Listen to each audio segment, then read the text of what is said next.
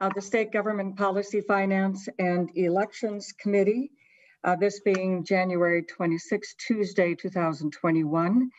Welcome, everybody. Glad you could join us today and members of the committee. We have a very full agenda today. We have bills to take action on, and I believe an email was sent out ahead of time. So since we are going to be having votes today, Alec, would you go over the email that was sent out and just give us the process for doing the voting on the bills?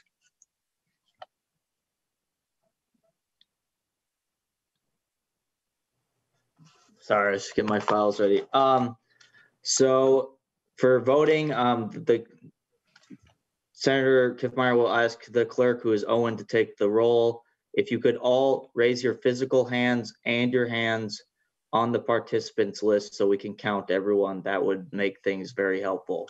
As soon as voting is done, Senator Kiffmeyer will call the vote, and then we'll go from there. If you have any questions, the private chat is now set, so send me any questions you have and I can get back to you immediately. Thank you. Thank you very much, Alec. And that is in regards to a roll call vote, but if there is a voice vote, again, it's important everybody has to be on your camera. And on a voice vote, you can say aye, but I find sometimes getting unmuted, we've all found that muting and unmuting can be a little tricky. To remind you, one of the fastest ways to unmute is to hit the space bar. And when you let it go, you're back on mute. I find that to be helpful. The other thing is when you say aye, also raise your hand or whatever you want to do. So let's be sure. And members, if I see you speaking on video, I will assume maybe you want to do something. So if you're talking to staff or other things, we certainly understand sometimes you have to do those things, but just make sure that you're off to the side or temporarily go off camera if you need to do something. What we try and do is make sure that when we are in a hearing such as this, we try and model the actual committee hearing room process. And we're anticipating at some time in the future of being in-person committee hearings. And then it'll be good practice for us as we look forward to that. So thank you very much. Again, we'll get used to these things. And again, any questions, chat room or things like that are very helpful. The first bill we're going to hear today is Senate File 3. Chief author is Senator Rosen. And welcome, Senator Rosen, to our committee. Glad to have you here today. And we're going to go ahead and have you introduce your bill, Senate File 3. And with that, Senator Rosen, the floor is yours. Thank you, Madam Chair and members. As always, getting on Zoom is still a struggle for me. So I'm here, I'm a little sweaty, but I have Senate File 3 before you, Madam Chair and members. It's the February 2021 Budget Forecast Planning Estimate Reductions. And Madam Chair, I do have the amendment, the A1 amendment before you. Okay, I will move the A1 amendment to Senate File 3.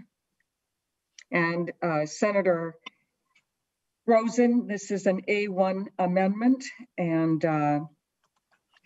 Madam Chair, yes, if I could just, yes, to get the bill into the shape to align with the fiscal note, the A1 fiscal note also, I'd like to, or the 1A fiscal note, excuse me, I'd like to have this put on. And what it does is includes the Minnesota State colleges and universities as far as this 5% reduction.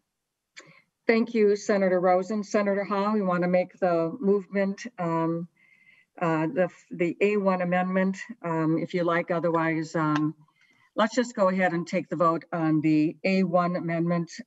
It's already been moved. All those in favor say aye. Raise your hand, say aye. Aye. Hit space bar. Aye. Okay. All right. All those opposed say nay. Nay. Senator Clausen says nay. All right. With that, members, the A1 amendment is put on. Again, this is an author's amendment, and we generally understand that those author's amendments go on as expected. So with that, Senator Rosen, with Senate File 3, with the A1 amendment, would you proceed to the presenting of your bill as amended? Thank you, Madam Chair and members. And now that it is in line with the 1A fiscal note, I'd like to proceed and talk about Senate File 3, which directs MMB to reduce 5% each year in FY22 through FY25 the general fund base administrative expense planning estimates for executive branch departments, commissions, boards, or institutions for this February 21st forecast. Senate File 3 excludes Department of Human Services, Direct Care and Treatment, and the Department of Veterans Affairs from this administrative reduction.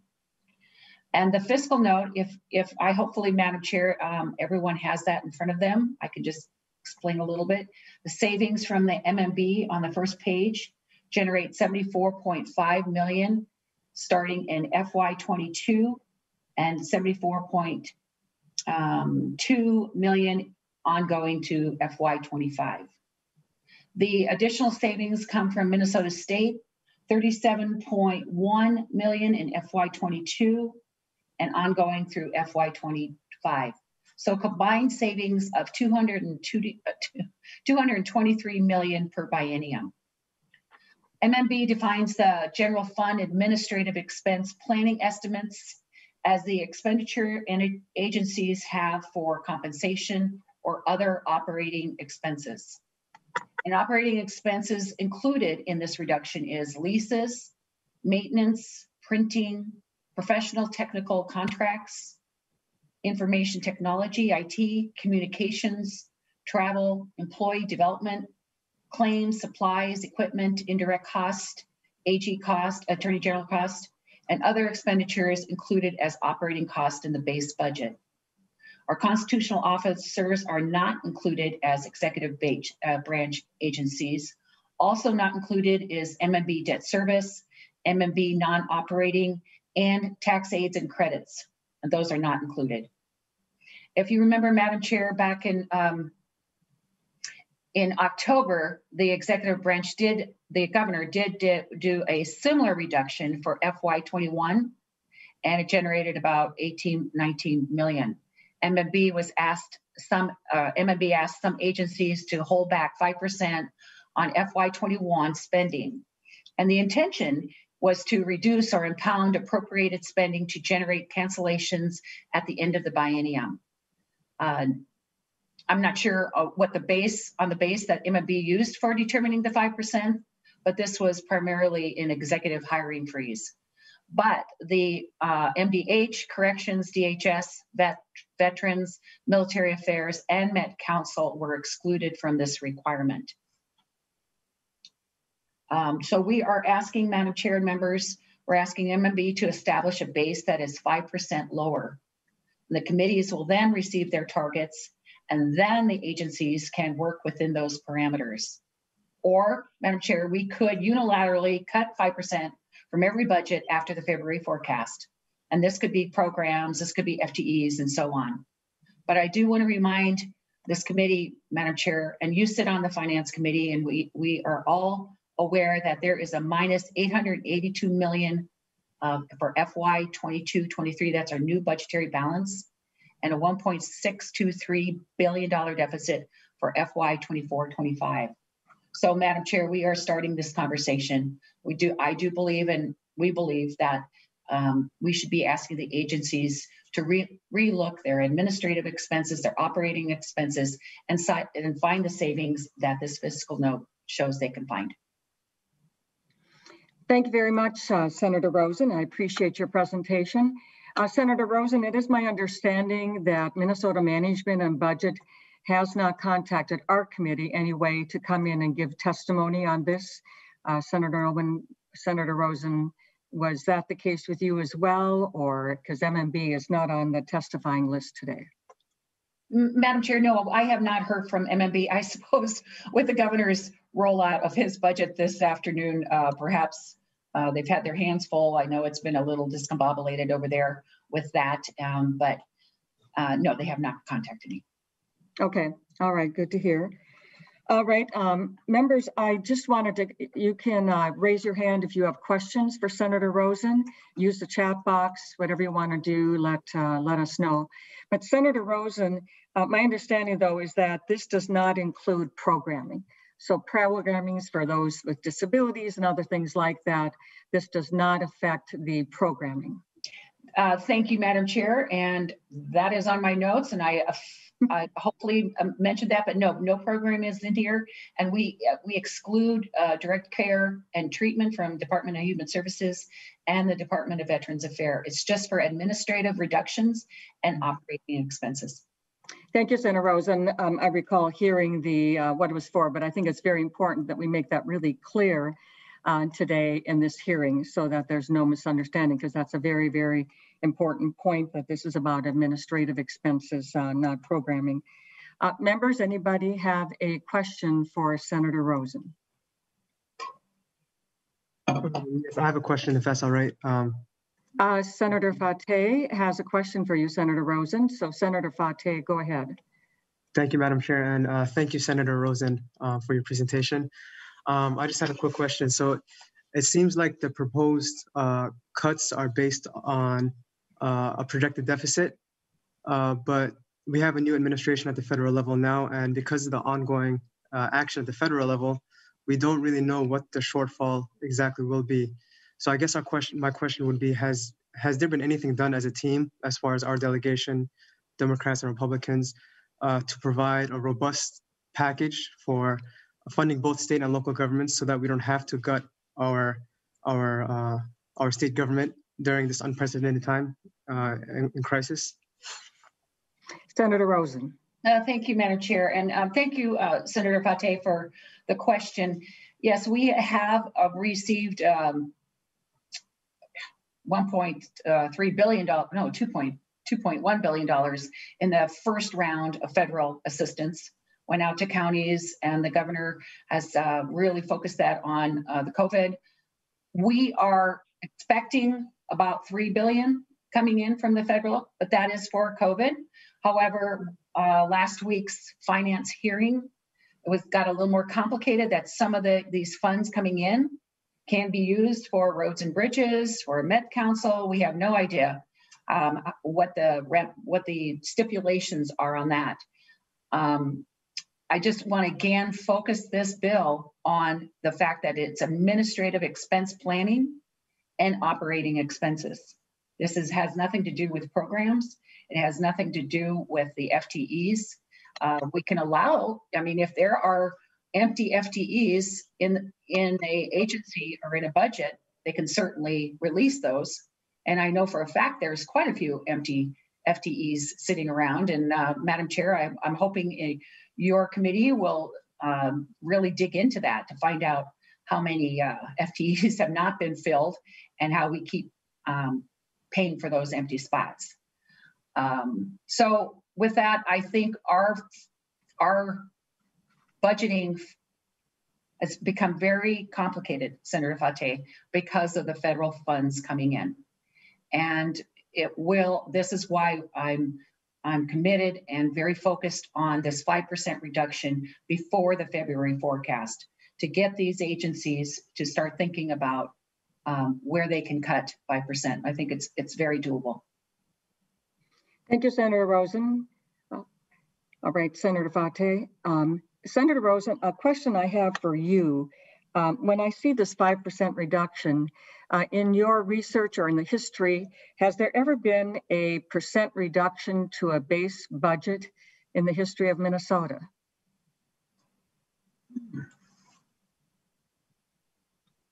Senator Rosen, I can help you with that. Well, Madam Chair, that'd be great. Actually, you're stumping the author here. I don't think so. We've always done a reduction after the February forecast, which could be a slash and burn. And this, I think, is a very thoughtful way of saying you need to look at your expenses. Absolutely, Senator Rosen, and I've had those conversations with commissioners and agencies as well, because with the whole telecommuting and a variety of changes that are going on here, Commissioner Showalter and I've had conversations about the fact that the world is changing. People are changing how they work at home, and it's certainly reasonable that government can make some changes as well, not just fill up a bucket and then we don't look for those wonderful changes and efficiencies that can be done even in government. But as to my question, Senator Rosen, while I was Secretary of State and Governor Pawlenty was governor, there was a 15% reduction to base, 15% reduction to base for all constitutional officers and many other agencies. So I don't know how deep some of those were. Some of those were different, but all of us as constitutional officers, every single one, had a 15% reduction to base. And we knew about it 6 months ahead of time. And so we did things to help us manage that. But I remember Lieutenant Governor Mole now being commissioner of MnDOT, and she had to do it as well. So it is in history much deeper than 5%. So in my view, I consider it a quite modest 5%. We had discussions then, well, gee, if this were just 5%, we could really manage that with some adjustments readily, but 15% was a real challenge, but we did it. So I give you that little bit of history to put in perspective this proposed 5%. And especially on the basis that MMB has already been giving notice of that. So I think you're in very solid grounds here, Senator Rosen. Madam Chair, your institutional knowledge is appreciated. Yes, a nice way of putting that, Senator Rosen.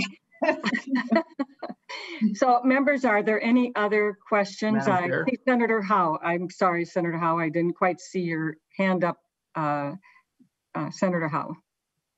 Thank you, Madam Chair. Senator Rosen, I noticed that we just did an amendment to add this state university system. Is there any of that going towards the University of Minnesota at all? Senator Rosen. Thank you, Madam Chair, and Senator Howe. Great question. No, the University of Minnesota is exempt from it because they have land grant status, and they were actually a university before we became a state. So we can encourage a reduction, but we can't mandate. So that's the answer. Yeah. Senator Howe. Thank you, Madam Chair. And Senator Rosen, well, don't they do receive funds from the state of Minnesota or from us in various forms, and we can't do a 5% cut off of those funds? Senator Rosen. Thank you, Madam Chair. I asked that very question to non-partisan staff, and perhaps they can fill in the blanks of my inadequate answer. But from what I understand it, because of their land grant status, they are exempt from these cuts. But perhaps, Madam Chair, maybe Ms. James or Mr. Erickson open the answer to that. Thank you, Senator Howe, for that question, and Senator Rosen. But it seems that the legislature puts funding forward other than what we do for grants to students, again, focusing on the operations and administration. So is Ms. James able to add information here? Madam Chair and members, my understanding of this sort of is about the same as Senator Rosen's, that as a result of their land grant status, we have to deal with them differently. What I don't know, and what Mr. Erickson maybe can fill in, is how their budget is forecasted and whether or not we can direct their forecasting differently. Thank you, Ms. James. Mr. Erickson. Thanks, Senator Kiffmeyer. Yes, Ms. James is, I think, along the right path there. Essentially, this bill is looking at how we're going to treat the planning estimates for the upcoming biennium that we're budgeting for, as well as the tails biennium past that. So really, it's a definitional question, I think, that the University of Minnesota is not typically included in the definition of state agency. They haven't been explicitly roped into that definition here, so they just aren't reporting it. It's not that we couldn't ask to assume that reduction, but essentially we're talking about a reduction in how much we would intend to appropriate for the upcoming biennium. So you could ask them to reduce it by 5%. It would be a general 5% reduction to that operations and maintenance line, because the state would have the authority to decrease that if it wanted to, if the legislature chose to. But the language of the bill just doesn't enable that definition. Or does that help a little bit? Thank you, Mr. Erickson. I think it does. If I can just kind of restate it a little bit, it seems as though what this bill does is an ask, but because it's an appropriation from the state of Minnesota, it is able to be reduced if the legislature did vote that way. Is that correct, or did I misunderstand, Mr. Erickson? Senator Kiffmeyer, that's pretty close. Essentially, we're really only talking about the estimates here. These are appropriations that have yet to happen. the legislature certainly could choose to appropriate 5% less than it currently does to the University of Minnesota. This bill just doesn't enable that for purposes of the fiscal note here. They're not explicitly included in the group of agencies that would have had to plan for such a reduction. Okay, thank you, Mr. Erickson. Members, does that help clarify to this point, to this question? Anything else? I'm not sure. Senator Howe, did you want to follow up to this particular question, or do you have a new one? No, I think I accidentally hit that hand again, but what I would say is I think that's something that we could, as this bill moves along, is add that in. Thank you, Senator Howe. I think you can work with that with Senator Rosen and also Mr. Erickson to be sure we have an understanding of that. With that, members, the next person on my list that has a question, and members, be sure to, once you've been called on and you've asked a question, just remember to put your hand down. Next one on my list is Senator Pratt. And after that, I have Senator Clausen. Senator Pratt. Thanks, Madam Chair. I'm going to hold off for a little bit. Okay, thank you, Senator Pratt. Senator Clausen, and after that, Senator Carlson. Senator Clausen. Thank you, Madam Chair. I don't have the figures in front of me, but as a member of the Higher Ed Committee, we did receive an update from the University of Minnesota, and they are taking fairly aggressive actions and reducing their budget as they're planning ahead for next year. I can get that information. I'll send it to your office. Maybe you could share that then with the committee. Thank you. Thank you very much, Senator Clausen. Appreciate that. And if you can put your hand down if you're finished. Thank you so much. I just want to help out here. Senator Carlson, you're next. Yeah, thank you, Madam Chair. And I guess I'm a little bit startled at the grossness of the cuts that are projected here, being requested here. And I'm wondering if we're going to hear from any of the agencies and whether there's been meetings with the agencies to try to figure out how they might be able to react, because there's some major needs that probably are going to be stretched tremendously, and definitely in the replenishing people that are not operating today, and also just what are we going to do, especially about education, because that's going to take a tremendous hit. And I guess I'd like to hear from the agencies as well. And there might be some agencies that could exceed 5%. And can they trade that off for another agency where 5% is just not reasonable for them to cut back? So I'd appreciate if you hear the reaction to that. Thank you, Senator Carlson, for that question. Senator Rosen. Thank you, Madam Chair and Senator Carlson. No, I have not talked to any of the agencies. This is, and as I mentioned, MMB has not reached out to me. This is going to finance after this, and I would assume now that the governor's budget is out today, there will be some interaction. I am actually surprised I have not heard from them on this, but it is modeled after the governor's 5% reduction in October. And that was based off of the May budget projection, which was $1.3 billion for this biennium and $4.6 billion in the out years. So it's not really a novel new idea. And I don't think it's that aggressive, because we are giving them plenty of time before the February forecast. We are not doing the budget cuts. We are asking for the base to be lowered. And they can do that because it's just on administration and operating expenses. And as the chair mentioned, the world has changed because of COVID, and the ability to be doing business differently and their jobs is different. So they need to step back. And this is going to be a great exercise for them to step back and see where they can do something different with their leases, do something with their general operating costs. For MnSCU, take a look at how many associate professors do you need? Honestly, now that is online courses. And I just take a look at some of these figures that are coming in from the feds, just in this $3.146 billion that is coming from this round, this current round coming. And we just touched on it a little bit last week in the Finance Committee. Higher ed is $128 million. Rental assistance, $375 million, although we don't deal with the housing in this cut. Education, a total of almost 600 million. Transportation, Met Council gets $186 million. MnDOT gets $214 million. And when I asked the question last week, what's that for? The reply was roads and bridges. Unemployment insurance deed, 1.05 billion.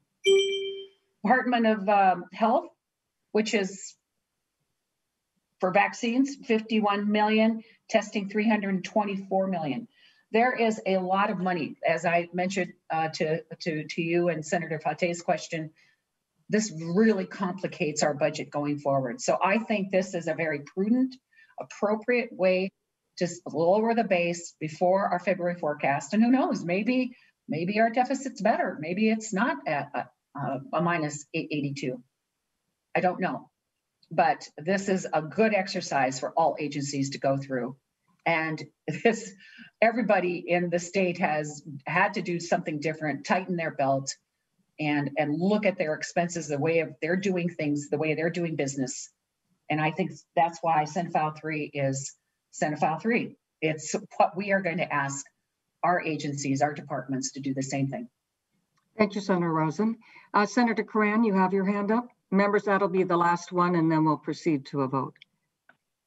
Thank you, Madam Chair, and I appreciate Senator Rosen bringing this forward. And it's a healthy conversation because I think we look at the COVID dollars as some rescue package, and some of them are necessary to incur or to cover the existing costs or the increased costs. But most of this is just government spending, and every dollar we spend has a tail to it.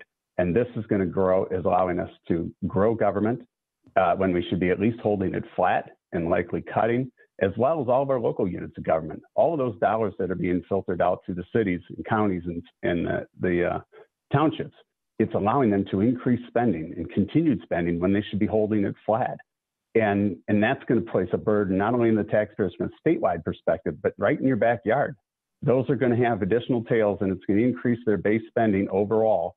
And if we're not focusing on reform at this time when the rest of the world is transforming in its business mode and operation, property tax revenues, when we look at the decline of office space rental, commercial real estate, some of our highest value taxpayers, those chickens are going to come home to roost in the next couple of years.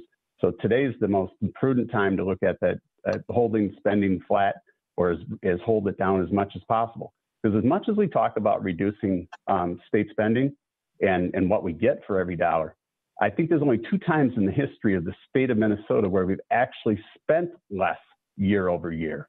Remember, in great budget deficit years, the deficit is only comprised of what we wanted to spend was a lot more than our revenues were forecasted, but we still always spend significantly more on a per biennium basis. And so when we talk about cuts, we're not talking about actual cuts. We're just talking about the growth of government, and we're still going to increase spending significantly.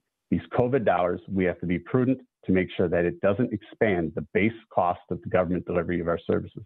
And now's the time to do reform. If not now, when would we do it? So thank you, Senator Rosen, for bringing it forward.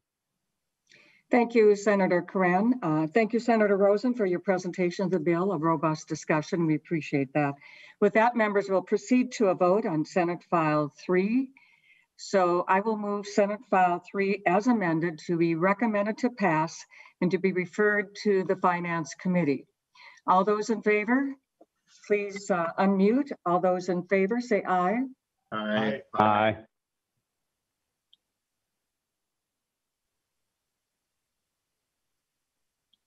You're muted, Mary. Pardon? You were muted. Yes, I just got it. I accidentally used the space bar and it triggered which I didn't know before, the system when I let go. Thank you very much. Appreciate that assistance. So Senator Rosen, the bill has been passed as amended and you are on your way to your committee. Thank you, Senator Rosen. Thank you very much, Madam Chair. Thank you, members. All right. So members, we're going to have something new today as we go forward on our agenda, and that is Senator Howe, Vice Chair of the committee here, is going to chair the committee as I present the 2 of my bills here. And so the first one, I will yield the gavel to you, Senator Howe, to proceed. Thank you, Madam Chair. And Senator Kiffmeyer, I see Senate File 149 is on the agenda, and you can move your own bill and present your bill. Thank you very much, Mr. Chair. I move Senate File 149. Sorry. Yes, Senate File 149. Okay. Thank you very much, Mr. Chair. And so, members, some of you who have served on this committee before, Senator Carlson, Senator Curran, that you've been on this committee before, have heard this bill. This is a bill that will conform Minnesota when the federal government, and I believe it's a matter of when, there's a current bill, or was a bill last year, but they're anticipating it being reintroduced, that would change the standard time would be what we commonly know as daylight savings time, sometimes called advanced standard time. So standard time right now would be what we experience right now during the winter months, you might say fall and winter. And then in the spring, we spring ahead to daylight savings time. And in the fall, we fall back to standard time. The United States overall in 1918 started this whole time zones. If you can imagine, before that, every country had their own time. And I think as more and more people were traveling, that whole time issue, and so there was an effort actually to do this, and that standard time was begun. So right now, Minnesota has chosen or opted in to do the flipping. And my main reason for bringing this bill forward is the unhealthy and economic impacts of flipping twice a year. Now, we have a choice here in Minnesota. We could go to standard time. And if we wanted to, we could go to standard time, and that would stop the flipping. However, in the research and with the contact I've had with constituents statewide, this is a bill that has great interest statewide. The large number of people much preferred having more evening light for activities, other kinds of things that we get. And so the greatest support came from moving to having daylight saving time year round. We're only able to do that if the federal government makes that change. By the way, this seemed to be something that wasn't likely to happen. But of late, the move towards having daylight saving time or advanced standard time year round has gained legs in a great way. And more states are actually passing laws similar to this, including Florida, which would do that. So just to let us know, there's always 24 hours in a day. We have the same amount of daylight, same amount of nighttime. What this does in time zones is somewhat arbitrary. And by the way, once it is set and you have this year round, you don't think about it anymore. But I think many of us have found that flipping your time an hour immediately on one day is what's unnatural. Having the same time year round, your bodies will adjust to that. And by the way, during those periods of flipping, studies have shown heart attacks increase, strokes increase, car accidents increase. Children, pets, and adults are affected by affective disorder, which comes through changing your circadian rhythm. And in Germany, a circadian rhythm expert said that the flipping of messing with your circadian rhythm twice a year, not just once, but twice a year, contributes to obesity, depression, diabetes, heart attacks, and also affects our farming cycle as well. The big thing is that you have a social clock, that which by you organize your day, and then you have your circadian rhythm. And the flipping twice a year is a biological confusion to your body, and it's very, very unhealthy. As a registered nurse formerly, I recognized the unhealthy effects of messing with the circadian rhythm and taking care of patients who are woken up during the night, have surgery early or late, and go through those things. And some of you may have experienced that as well. It is not a pleasant thing. And matter of fact, the circadian rhythm regulates body functions such as metabolism, your blood pressure, your hormones. There are a lot of things that you don't even realize day to day. And when you mess with that twice a year, flipping twice a year, it is very unhealthy. So what this bill does is simply says that when the federal government moves to year-round daylight savings time, also known as advanced standard time, Minnesota will automatically conform to that. So that is my bill, Mr. Chair, and I would ask for your support and be glad to answer any questions. Well, thank you, Madam Chair. And I think that we'll go forward with the rest of the testimony, and then we'll take questions from the Thank you, Mr. Chair. The members. So first up, the testifier is Letitia Moreau. Are you ready to? I see you're ready to go. And just state your name for the record and proceed with your testimony.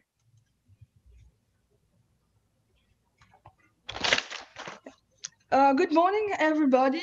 My name is Letitia Moreau, resident of Minnetrista.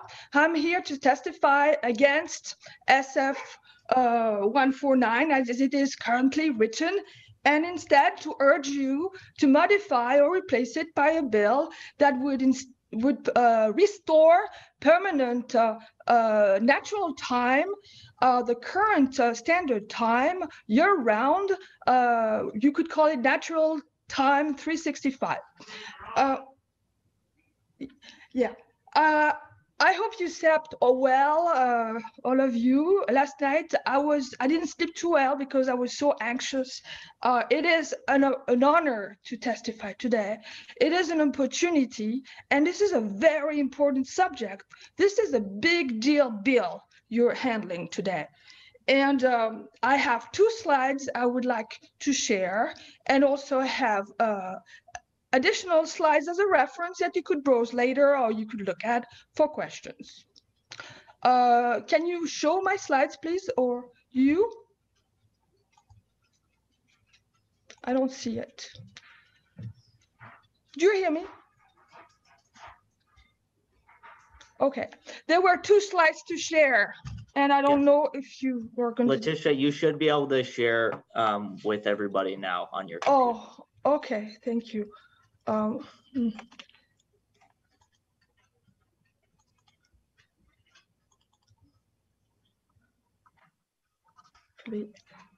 So I was not planning to, so because do you see my slide? Yes. It's not full size, sorry. I didn't rehearse for that. Okay. You 100. Okay, I'm sorry. Okay, well, I'm going to proceed. Sorry, the slides have been distributed to you. So here's the slide, and to tell you, when you introduced this bill, SF 149, what did you think about? Did you think about the impact of the rise in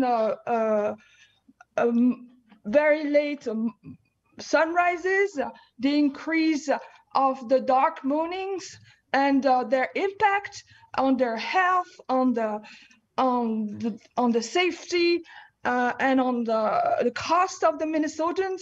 Here is the slide where you see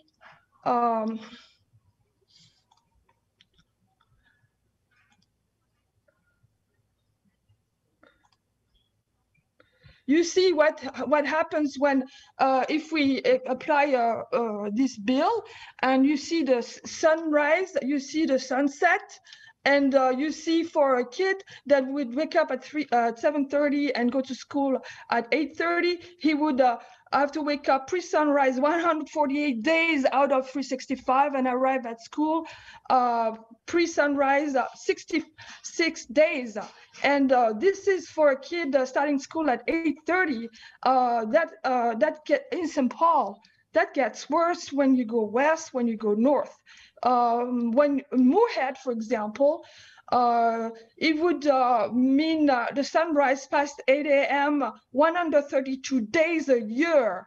while it's currently 57, and it could be 50 only under natural standard time. And this is not only for kids. Kids are like the canaries in the mine, but for all the workers, the elderly, nursing homes, the elderly going to do groceries in the morning, the rest of the population. So next slide I have. So so this bill 149 is to change time switches, but there are two ways of doing it, and the current bill is wrong. It is a bad idea and repeats an historic failure. Under Nixon, this experiment was done in 1974, and it was stopped before before 6 months, while it was supposed to be 2 years. The population initially that was positive about it find out what it was really, and it was really complained, and it had to be amended.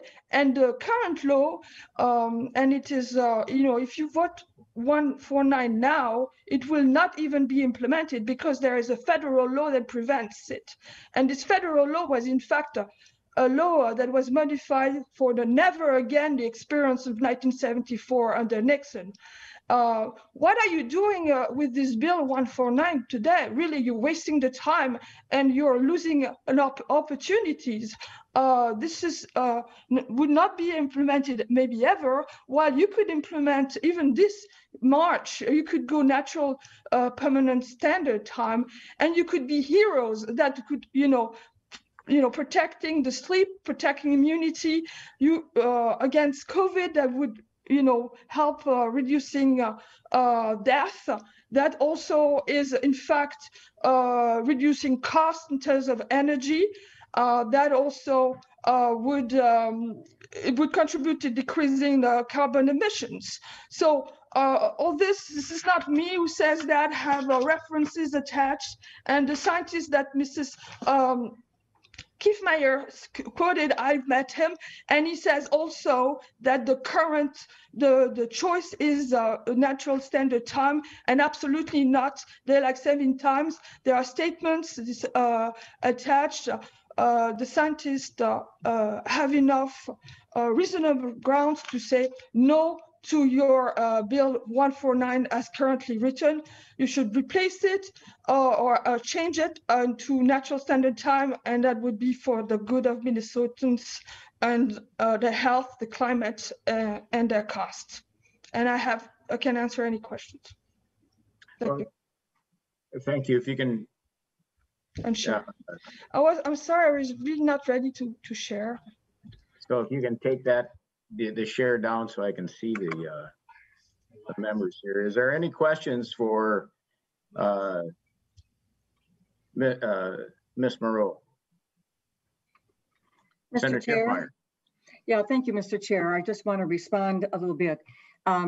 Members who are on this committee, remember that we started out with making it standard time year-round. That is a choice we have in Minnesota as a state without any effect from the federal government. However, I assure you, as I said when you introduced, I listened to Minnesotans from all around the state.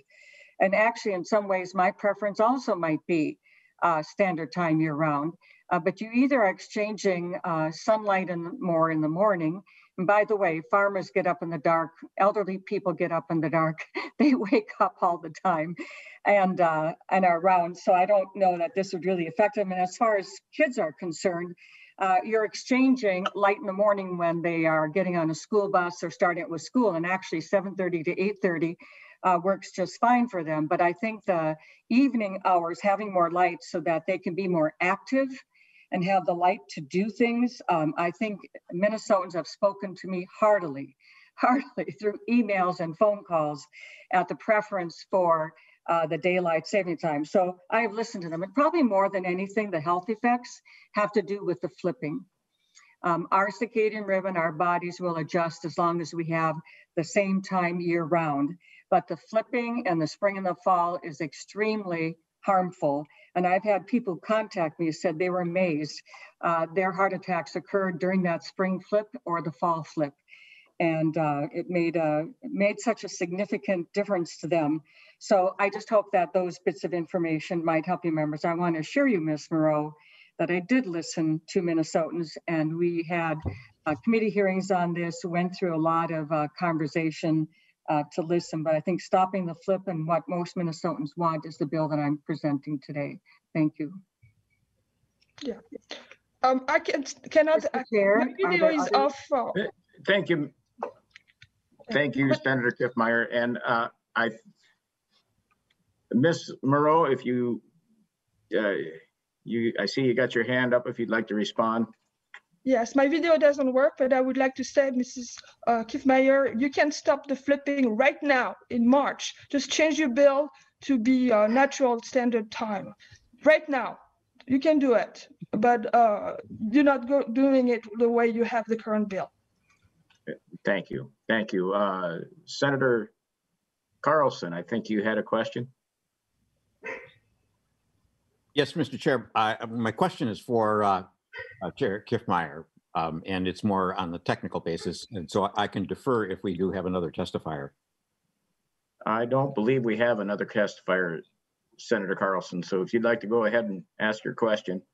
Okay. Senator Kiffmeyer, I like the idea of not being able to change or not having to change constantly, but I do have technical questions about it. Today's clocks, many of them, like your telephone, your computer, everyone, they have automatic time changes. Do you know how these states that have made this change deal with that? I'm gonna add a bunch of others at the same time. You know, airline departures and arrivals are local time. So does that change all of the schedules and make more confusion there? Plus, I don't know if we do have standard time for railroads these days. If railroads are different, for instance, they used to not go to daylight savings time, so railroads were always on standard time. And then I guess, yeah, that's the big thing probably is how we react to next door states and the automatic time changes in your thinking here. Have you had any conversations with those states that do this? I like the idea personally. I would like to go to one time zone for the whole country if possible, or maybe go to Greenwich Mean Time for the entire world. Something like that. I can deal with that, I think. And I think I've heard another one of the senators say, let's just quit time. Let's not have time. So I'm interested in figuring out how we can deal with the technical issues of time. Chair Kiffmeyer. Yeah, thank you, Mr. Chair and Senator Carlson. Both of those are, all of them are really good questions. One of the things you find, we don't realize how much today we are adjusting to time zones. The world is not what it was at one time where you stay within 15, 20 miles of your home. So people are adjusting to time zones right now. So are airlines. And people are traveling. It's becoming a little bit more international. And so some of those things are definitely practical outworkings, but that's why the advantage of passing the bill now, because we do this now, then they have the opportunity to anticipate. If we wait on this, at least now they have planning time. So every state is a little bit different. And also where they might have gone 10 years ago is different today. So even if we knew what they did, what we do here in Minnesota, but many times in these situations, the school start times can stay the same. If this occurs as well, I've encouraged the federal government to give a lead time of about a year so that every state has the opportunity to make that kind of planning. And I suspect some of these things, again, once you know it is year-round, full-time, then we can get established in a pattern of school openings, other things are going to flow with it. And it's probably going to take about a year to kind of work through all of those. But already our world around us is coping with many different times, and they'll function well today and they will in the future. But I think the overall benefit to having the same measurement of time year round will outweigh any of those challenges, temporary as they will be. Senator Carlson, follow up? Just one follow-up, Madam Chair, do you, Madam Chair Kiffmeyer, do you anticipate any future legislation to actually implement it? Or is this an automatic change if we pass this bill? Chair Kiffmeyer. Thank you, Mr. Chair and Senator Carlson. With the language of this bill, it is automatic. So when the feds change to advanced standard time, making that the measurement tool, and Minnesota will conform with that then. So that is an automatic that will happen. We won't have to take a further action. The advantage to doing so now is anticipation and planning. And that's going to be very, very helpful. Ms. Moreau, you had another question, or? Mr. Chair, I see Senator Clausen has his hand up. I see Senator Clausen's got his hand up. Sometimes we forget to take him down. Yeah, I would like to say that 1 hour ahead, the advance of time actually hurts the health. 1 hour difference, and it's in the studies that I have attached, gives 19 minutes less of sleep per night and costs $82 of health per person, 11% more likelihood of being overweight, 19% of heart attack. This is, and also lost productivity, more likelihood of being obese, and more likelihood of breast cancer. And this is only because you are ahead 1 hour, and that's been studied scientifically and published, and you have the references. And about the times of trains, and I would like to say that are not dealt with locally. Those are under universal time, so I don't expect the schedules to really care what time it is in Minnesota. The planes have a universal time.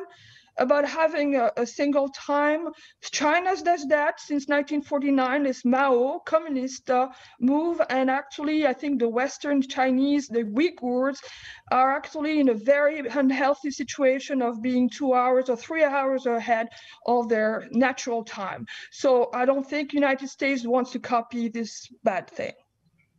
Thank you. Thank you. And Senator Carlson.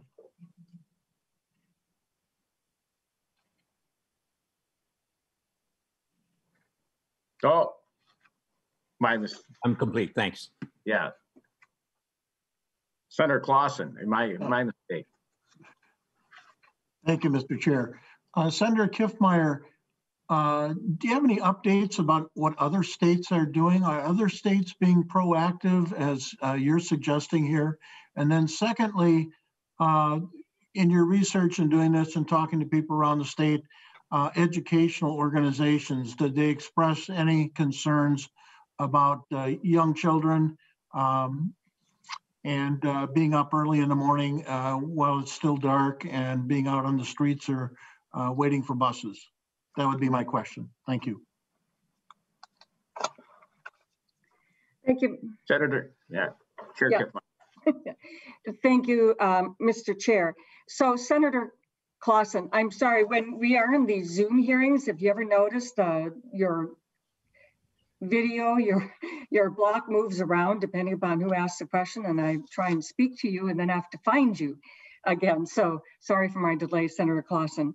You know, Senator Clausen, I have, your question was regarding other states. Could you just restate that question? I got it mixed up with another state question from Senator Carlson. Certainly.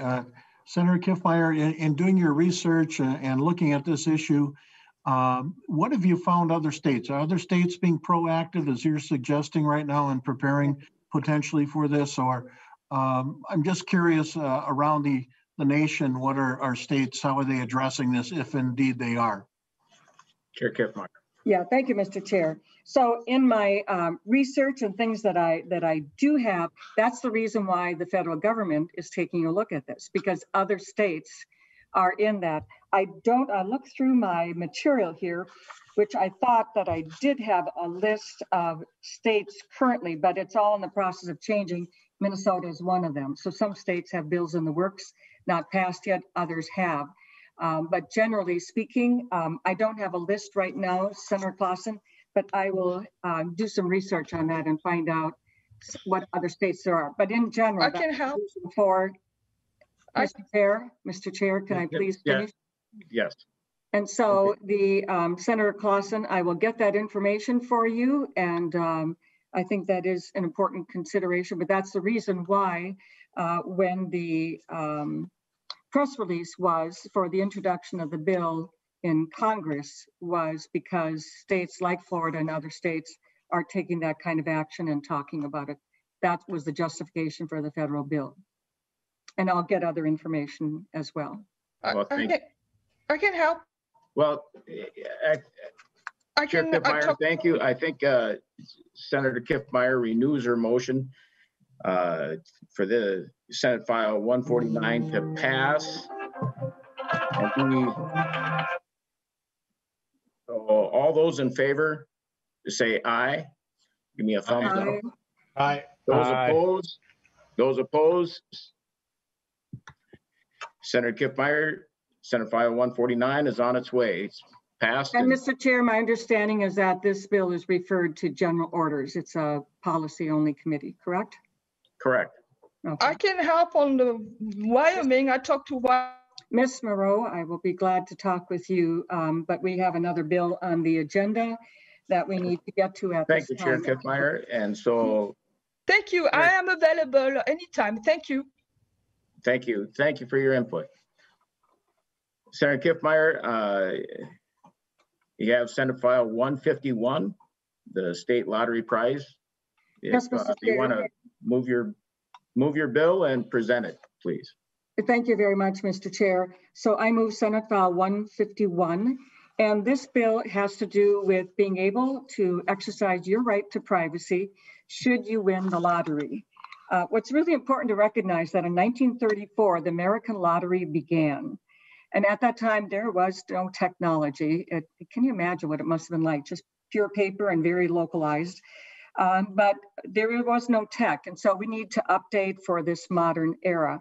So what this bill does is says that you are able, if you are so fortunate as to win your lottery, that your name, phone number, and street address is private data on individuals under Chapter 13. Current law is just the phone number and street address, but of course the name really matters. And I appreciate the fact that this is something that people have. So in my research about this, in 2018, there was a court case in New Hampshire that ruled for privacy on the basis that those who have these large winnings and even some smaller ones are subject to harassment, solicitation, and unwanted communications, and that their winnings and the fact that they have one should be a matter of privacy. Now remember, they can choose to make it public, but this bill would give them the right to keep it private. There are several harms that have come to folks who have been in a situation where it was publicized. One of them was in 2010, a Florida gentleman was found in a concrete slab. He had won $31 million, and a woman who was later convicted had bilked him of $1.8 million and later on was convicted of murder. When you publicize your name like this, it's called being a target. You've made yourself a target for all a fraud, harassment, and other things that can harm you. 2015, there was a 20-year-old man, $434,000, who was shot and killed in a home invasion, and the police charged 7 perpetrators, and they grouped this in as one of those pre-selected targets, meaning that it is natural to find those who have had these kinds of winnings, and then they become a target. Other states that have done this are Delaware, Georgia, Kansas, Maryland, North Dakota, Ohio, South Carolina, and Texas as of my last search, but there are more coming along. And I just consider this one of those things as a right to privacy. Now, the opponents might say, well, the integrity of the lottery is at stake if we don't make this public. But the lottery is already subject to a tremendous number of audits and internal controls. As a matter of fact, there have been 2 previous convictions that have made news that have proven that their internal audits and internal controls actually do have a mechanism to take care of that. And publicizing the winner is not necessary for that kind of internal integrity. The others might say, well, we need to publicize this so we can have more lottery sales. Well, I think that the anonymous and the health and the safety of the winners are way more important than sales. Personal safety and well-being always should rule out over selling more lottery tickets. On the other hand, I've also heard from many people that if there would be able to be anonymous, they would be able to purchase tickets. So I suspect it possibly might be a net gain or loss between those who maybe have avoided purchasing because of that. I've never purchased one, so it doesn't really matter. The personal safety and well-being is very important. And matter of fact, an article on a national news source said that being able to be anonymous can be the line between death or life, and I would add to quality of life. And I think that the statistics and the articles that I've referred to, plus the overwhelming response from citizens of Minnesota, support this bill, Senate File 151, and preserving your right to privacy in regards to lottery winnings. And that was, Mr. Chair, with that as presentation of my bill, and I'd be glad to answer questions and also glad to listen to our testifiers today. Thank you, Madam Chair. And our testifier today is Director Prock from the Minnesota Lottery. So go ahead with your testimony. State your name and then proceed with your testimony. Thank you. Thank you so much. Thank you, Mr. Chair, Senator Kiffmeyer, and committee members. For the record, my name is Adam Prock. I'm the Executive Director of the Minnesota Lottery. We appreciate the opportunity to briefly discuss SF 151. Winner safety and security is extremely important to the Minnesota Lottery. Each of our winners can choose whether they participate in publicity activities. They are not required to have their photo taken, share their stories, or participate in a news conference if they choose not to. The only information the lottery is required to disclose as a matter of public record is the winner's name, city of residence, prize amount, and where the ticket was purchased. The lottery works closely with all winners on a case-by-case basis to ensure their needs are met, including winners who choose to maintain a very low profile. The Minnesota Lottery has already taken making the transition to using only first names where possible when it comes to our social media, local media statements, and website content. Transparency is crucial to the integrity and continued success of the lottery. When the names of winners are public record, the lottery can prove that real people from every corner of the state are winning, which increases player confidence that the lottery is random and fair, that players are not associated with the lottery in any way, and that most of the money spent on lottery tickets is returned to players as prizes. When any government entity disperses hundreds of millions of dollars, transparency around who is receiving the money is an appropriate step in maintaining confidence in that organization. While the lottery defers to the legislature in this area, we want you to understand that it is possible that player anonymity could have a negative impact on lottery sales, which translates to less business for thousands of retailers in Minnesota communities and lost revenue for the state. Making the names of winners public helps ensure lottery games are uncompromised and provides a small but important bit of publicity for the lottery and its games. Mr. Chair, thank you for allowing me to speak with you today about SF 151 and how it could impact the lottery, our partners, and state beneficiaries. I'm happy to stand for any questions. Well, thank you. Thank you for your testimony. Senator Pratt, you have a question. Thank you, Mr. Chair. And this is for Mr. Prock. Mr. Prock, are there any other states that have made this information non-disclosable? And maybe just when you just put out a first name, I don't see a lot of difference between first name and no name. I tend to agree with Senator Kiffmeyer that the safety, as you mentioned, is paramount. I just want your thoughts on what other states have done. Sure. Mr. Prock. Thank you, Mr. Chair. Senator Pratt, thank you. Yes, first of all, to be very clear, safety and security of our players is the utmost importance to us. This is certainly something that other states have been considering. I'm a part of a number of national lottery committees and organizations, and they all are trying to take up this issue and talk about it. There are a number of states that have addressed this in different ways. The majority of states still fall on the side of protecting the confidence and transparency of the lottery. I believe the last number I had was about 9 states that have made some sort of change, and they all address it in different ways. There are some that put a cap on it and say you can remain anonymous if you win, say, over $1 million. There are some states that allow you to remain anonymous, but require you to be in trust to claim the prize anonymously. There are some states that have created an anonymous window. So they say for a set amount of time, you remain anonymous and then it becomes public record. It is important to note that in Minnesota, you have a year to claim the prize. So that's one thing we always tell people. Make sure you take that time, take a pause, take a beat, talk to your lawyers, talk to your financial advisors, get your ducks in a row, and then come in. So to answer your question, Senator Pratt, there are other states that have provided some anonymity to winners, and they do handle it in various ways. Thank you. Senator Pratt, follow up. Thank you, Mr. Chair. So in those states, Mr. Prock, have you seen that decline in sales?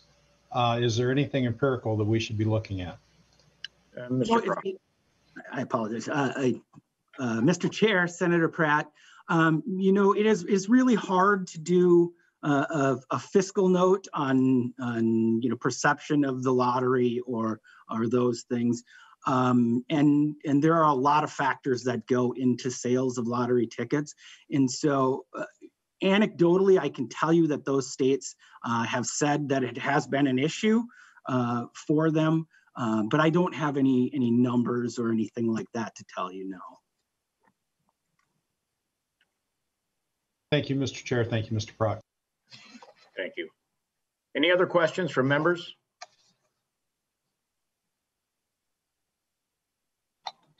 Yeah, seeing none. Mr. Chair, Senator I'll make a Kiffmeyer? motion. Yeah, thank you, Mr. Chair. I move that Senate File 151 be recommended to pass and to be referred to general orders. Thank you, Chair Kiffmeyer. She has restated her motion. All those in favor signify by saying aye. And give me a thumbs up. Aye. Those opposed, say nay. Chair Kiffmeyer, your Senate File 151 is passed and referred to general orders. Thank you very much, Mr. Chair and members. And with that, we have concluded our business for the day. We will be having bills and other activity coming up in our future committee hearings. We are well into it. And so you can anticipate and plan that we will have hearings next week, Tuesday and Wednesday, and regularly as we go through, barring some unforeseen situation. And members, with that, we are adjourned. Thank you.